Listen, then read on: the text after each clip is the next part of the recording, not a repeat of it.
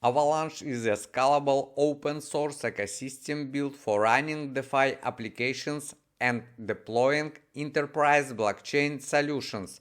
Its mainnet consists of three blockchains: X-chain, C-chain, and P-chain. Avalanche uses this unique structure to solve blockchain challenges related to scalability, interoperability, and usability. Developers can create specialized blockchains for specific applications and take advantage of the platform's revolutionary consensus.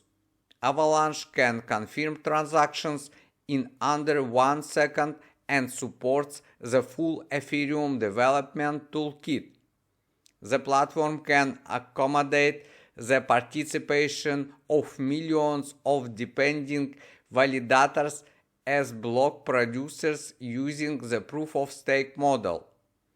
This allows the platform to offer unprecedented decentralization and speed. AVAX is Avalanche native token. It has a hard cap and is used for fees and staking. Avalanche was designed with the needs of financial markets in mind.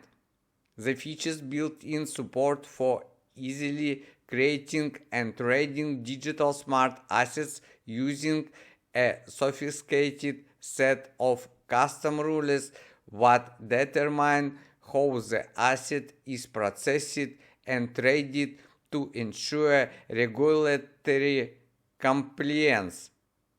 Avalanche current price is $9, down 3% over the past 24 hours.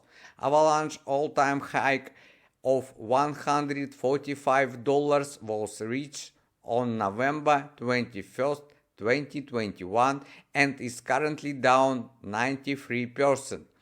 The current circulating supply of Avalanche tokens is 451 million, with a maximum supply of 720 million.